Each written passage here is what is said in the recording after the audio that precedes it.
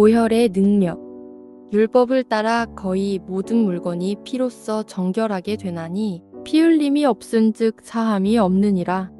향기가 나는 화장실에 들어가면 방향제로 인해 좋은 냄새가 나며 기분이 좋아집니다. 방향제를 쓰면 하수구 냄새 같은 안 좋은 냄새가 방향제를 뿌리는 순간 온데간데 사라지고 향긋한 냄새만 남는 것을 느낄 수 있습니다.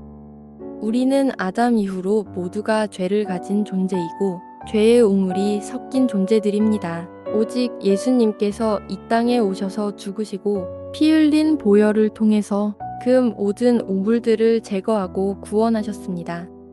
마치 방향제와 같이 한 번 뿌리면 온갖 우물의 냄새가 다 없어지고 그 향기만이 남은 것처럼 예수님의 보혈이 우리의 모든 죄를 깨끗하게 하고 덮어주고 용서하고 씻어내는 힘이 있다고 성경은 말씀합니다. 히브리서 9장에 보면 하나님 앞에 나아갈 때 사람의 죄를 하나님께서 용서하시는 방법으로서 동물을 가져와서 그 동물에게 자신의 죄를 전가시키고 그 동물을 잡아 죽임으로써 희생제사를 드렸습니다. 이러한 희생제사로 하나님께 자신의 죄에 대한 용서를 받았는데 십자가에 갔더니 예수님께서 그렇게 동물의 피로서는 그 죄를 온전히 없애고 정죄할 수 없다고 성경은 말씀합니다. 그러면서 히브리서 기자는 오직 예수님의 보혈의 피만이 사람의 죄를 정결하고 온전하게 한다고 말씀합니다. 율법을 따라 거의 모든 물건이 피로써 정결하게 되나니 피 흘림이 없은즉 사함이 없느니라. 세계 모든 종교의 특징 중 하나는 사람의 가진 죄에 대해 어떻게 이겨내고 씻을 수 있을까 고민들을 많이 하면서 수행과 고행 같은 행위를 합니다. 그러나 그런 행위로는 사람의 죄를 씻을 수가 없고 오직 예수님의 보혈만이 우리 죄를 씻을 수 있습니다. 그렇다면 우리 예수 믿는 사람들은 예수님의 보혈을 얼마나 의지하고 살아가십니까?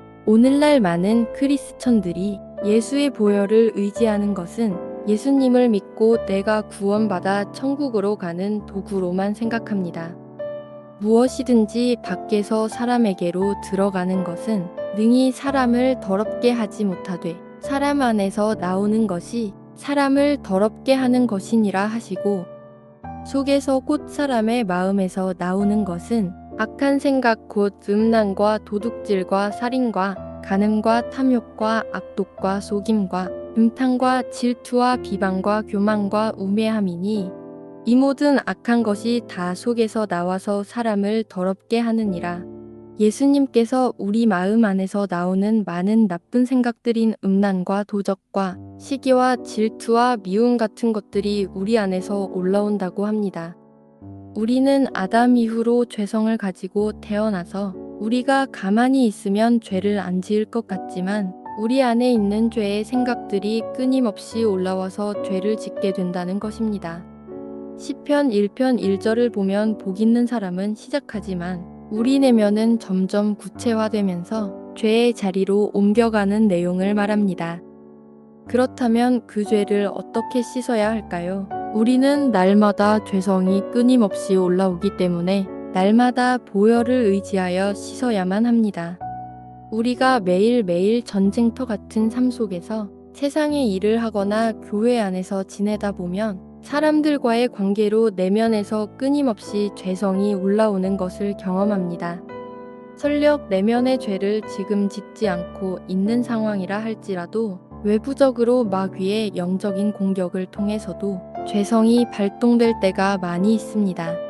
특히 인간관계 속에서 조그마한 말로 인해 오해가 쌓이고 그로 인해 서로 싸움이 나고 공동체에서나 회사에서 그로 인해 상처를 받아 나가는 경우가 많습니다. 그런 일이 생기면 어떤 분들은 나의 감정을 겉으로 막 표출하기도 하고 또 어떤 분들은 힘들다고 동굴 속으로 들어가서 세상과 벽을 쌓아버립니다. 그래서 남는 것은 서로에게 핥힌 상처만 남습니다. 그럴 때 우리를 그 힘듦에서 벗어나고 이기게 하는 힘은 오직 예수님의 보혈의 능력을 의지하며 내 상한 마음이 정화될 때까지 기도함으로써 그 힘든 문제에서 이길 수 있습니다. 예수의 피는 죄 사함 능력을 갖고 있는데 그것을 믿으면서 예수의 피를 외치다 보면 어느 순간 내 마음이 평안해지고 내 입장이 옳다고 해야 하는데 원수 같던 그 사람의 입장이 이해되고 긍휼하게 생각되어지는 것이 보혈의 힘입니다.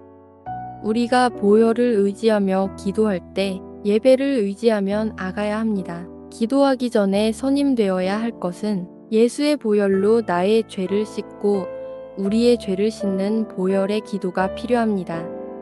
성경은 회개의 죄를 이야기할 때 개인적인 관점의 회개도 필요하지만 공동체적인 관점에서의 회개도 필요하다고 분명히 말씀합니다.